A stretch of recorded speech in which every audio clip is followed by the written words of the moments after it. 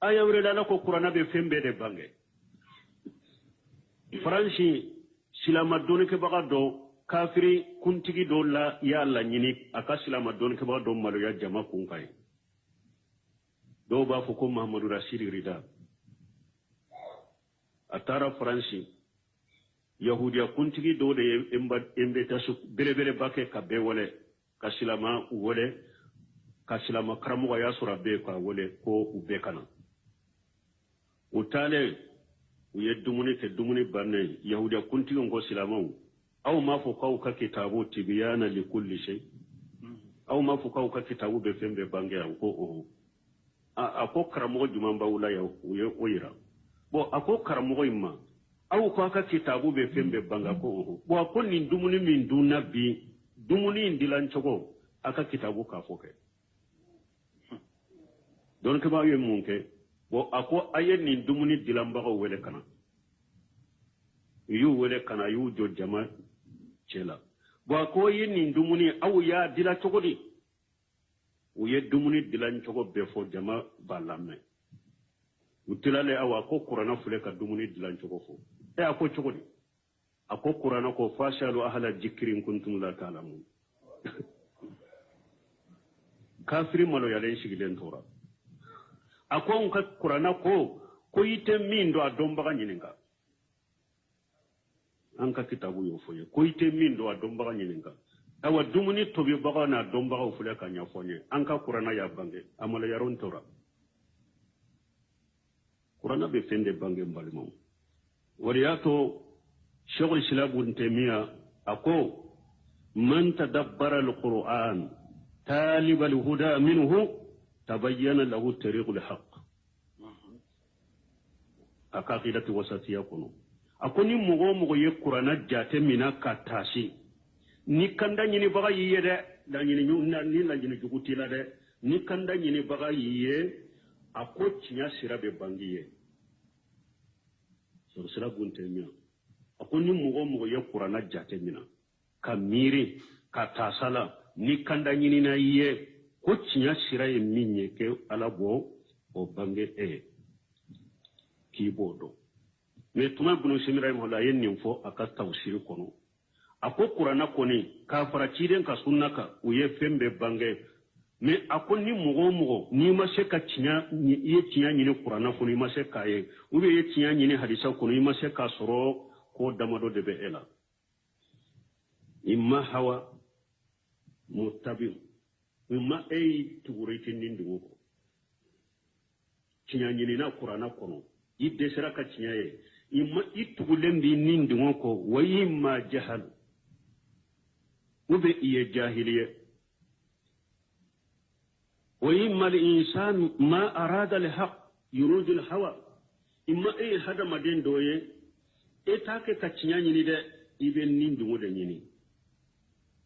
ويبحث في الكتاب والسنة لعله يجد ما يشير إلى ما جهب إليه nindu ngotigi yemunye alebe bahasu ke qur'ana kono ka bahasu ke sunna kono la'alla nkase ka yoro do soro nebe haklina min ka yoro min be korea ke katawma mogo dobe ni ulu ye qur'ana ta ku be bahasu ke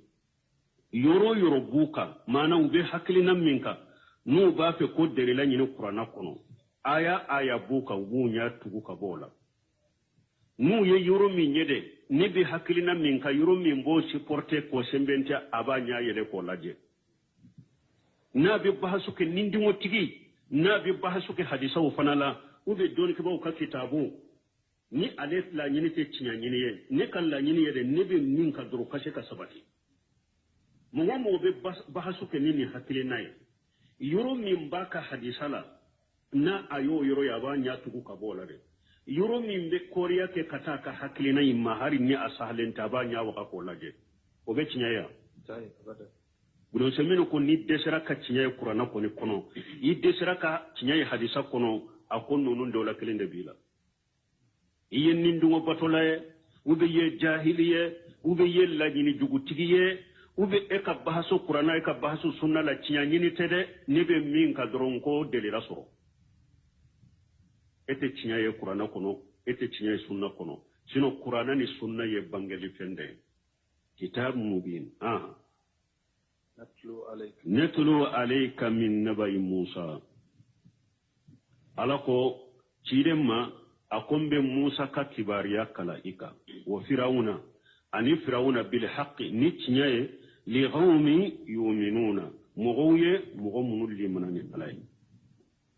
parce que munu nye mu'minu fana nya ko chogo mi ni dalembe alala idalembe qur'ana la ibake ka qur'ana kala ni tinya nyini ni limani yaye agoyde na fawo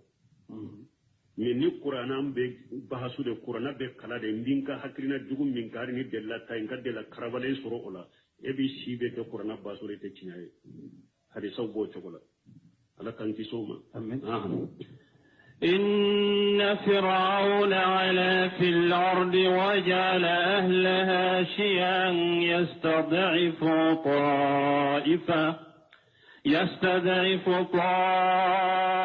طائفة منهم يذبح أبناءهم ويستحيي نساءهم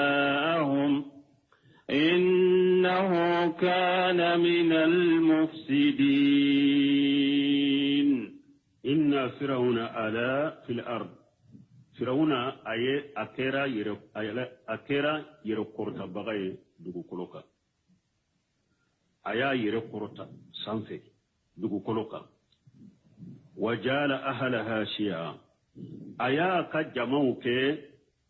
أكجمع ayunke jamakulu de kutila yastadifu ta'ifata minhum jamakulu do be aye ulu ke mogolla fulewunye abe ulu ku ke barake delmiu der ko mi bani sirlankaw aya ka jamatila de bani sirlankaw ba dama alayire al akhbatu al qubutu alayire ka kabila mogo ulu ba dama me barisalankaw ale ulu ke mogolla fulewunye ulu ke barake denyo dero ale na ka kabilaw ka bara gelembe ni jamana ka bara gelembe barisalankaw de ba beke ale yere na ka jamate foyina ni ewa nemate ani kisigi ani lafiya ka barisalankaw ke mogolla fulenye ku ke barake denyo ku bira bara wula o fana magele de dogoyama wore tumbe fewna bolo kata barisalankaw yujabbihu abuna'ahum abu ko denkan kantigede komi be saka kantige chum wayastahi nisa'ahum abu kadde muso to ukanyana mayala ni ko yastahi abu nyana maya firawna be saka mo nyana maya mana ala yu nyana maya abu tu kanyana mayala tulu fa atedde muso fa do ba fo ko anana ko fora firawna yede ko ale kam masaya ko bewa min bena kam masaya ewa tila ala ka kam masaya bosala ko obe bo barisalanka wudela ayode do aya ke sisa akonni iya me ku chayara foka ne ka fanga chinya ka fanga bosonela u chayara de o numa chaya ka fanga sorite se ko kewo wala aya keda abe barisalanka mugo ye barisalanka de muso na ko ni jigina ni denke de no kan tigeli kela u de be firawna boro ewa muso do de ba bolo jamana ko no ulu muso be koroshaye uluta abara de kama ube muso koroshide ni muso no ya do muso kono ma de do u koroshiri de be e kasune tile ete jigi ulu ko fere ni ka jigi wakati shera adati bu bolo ube na ebe jigi ulu de nyana firawna ye muso munu furemo o kama ni muso min jigina denke de doro kantigeli kera o fana bu dama unu kamuru ni e jigina ni muso nunu bolo yado denye denke de kantigeli kera o be wode o bena kantige ni muso made do ibi dento bolo beta min kele al qubut firawna kakabila mogo yere ya fo firawna o koy fule kam minke denke na awolola banisalankaw la iba faga bo nu ka ewa chokorobaw desera ulute se barala usara demiseno bebe faga fonna kayte soro ola bara gele munun be jamanan kono banni bara munun chambe laba ko kede nin tora senna cɛkɔrɔbaw kɔrɔla olu tɛ se baara la denmisɛnnin tɛ min bɛ kɔrɔbaya ka kɛ fɔnnankɛ n'a bɛ baara kɛ a laban baara minnu n'u b'a n'u cɛ an yɛrɛ b'o kɛ dɛ ni hakilina fɔlen firawuna ye a ko sisan bɛ min kɛ san dɔ denkɛw an bɛ olu tɔ ye san dɔ denkɛw an bɛ olu faga pour kana caya ka fanga sɔrɔ a ye nin fana kɛ nin fana kɛlen ala ka hikima ni ani ala de ye se masa ye denkɛw bɛ bila san min de n'u tɛ faga haruna wolola o de la denkɛw bɛ faga san min de musa wolola o de la ala ye nin kɛ donc ala fule k'o de fɔ yan o bɛɛ bɛna perepere latigɛ firawuna kɛra de banisalankaw denkɛw a bɛ olu kantigɛ den musa a bɛ olu to u ka ɲɛnamaya la innahu kana min almufsidina awa firawuna kɛra tiɲɛlikɛla dugukolo kan dɛ jaa ni mɔgɔ min ka baara ye nin ye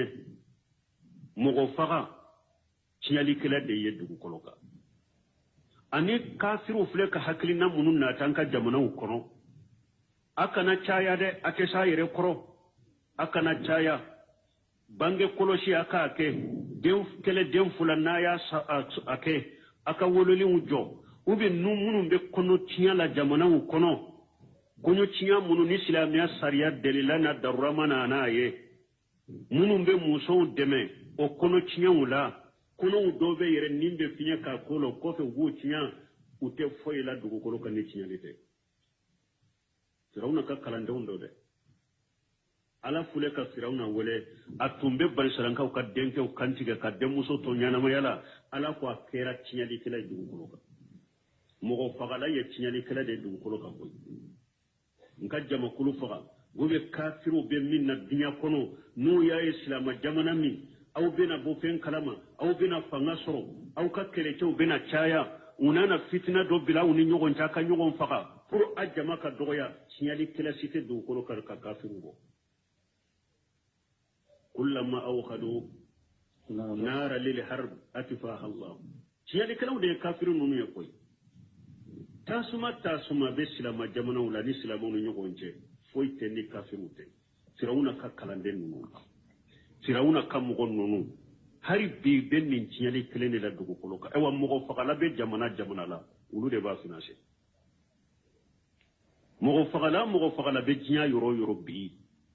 min b'a a wele ko ale bɛ jahadu la o min b'a yɛrɛ wele tɔgɔ wɛrɛ la o a bɛɛ ye kafiriw ka cidenw olu de b'a bɛɛ kɔrɔ ka silama jamanaw ci dɔrɔn ka silamaw faga firawuna ka kalandenw de don firawuna ka jama tɔ de don u tɛ foyi la dugukolo kan ni tiɲɛli de ayiwa ala ko firawuna kɛra tiɲɛlikɛla ye dugukolo kan ونريد أن نمن على الذين استضعفوا في الأرض ونجعلهم أئمة ونجعلهم الوارثين ونريد على قناة على فنبال لنيني أن نمن على الذين استضعفوا في الأرض ni ala fana b'a fɛ n b'a laɲini olu ye mɔgɔ minnu kɛ mɔgɔ lafulenw ye baarakɛdenw ye dɛ ni ala fana b'a fɛ olu ye minnu kɛ mɔgɔ lafulen ye dugukolo kan ni ala fana b'a laɲini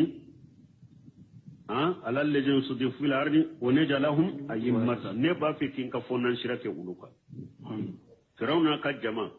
u ye mɔgɔ minnu kɛ mɔgɔ lafulen ye dugukolo kan dɛ n'u b'u bila baaraw la ni ala fana b'a laɲini ka fɔnnan sira kɛ o mɔgɔ lafulenw ka kɛlɛ wa ne jalahum ayimmata filanan b'a fɛ ka laɲini k'olu de kɛ dugukolo ɲɛmaw ye ka firawuna ka jama bɔ ye k'olu kɛ dugukolo ɲɛmaw ye sabanan o ne jalahum liwarisina n b'a laɲini fana k'olu de kɛ misira ka dugukolo tiɲɛ tabagaw ye parce que n'i y'a ye sinu banisalankaw olu sigiyɔrɔ fɔlɔ ye sami de mais silama ala ka mɔgɔ ɲumanw silama e de ta ye dugukolo ye ni ala ye a kanu k'i sigi yɔrɔ min a bɛ fanga d'e ma o yɔrɔ kafiriw kan i n'u wele kana silamɛ ma n'u sɔnna n'u ma sɔn i b'u faga ka bɔ i ka sigi ye n b'a fɛ ka fɔnnan sira kɛ ka nin fɔnnan sira k'u ye ka fɔnnan sira k'u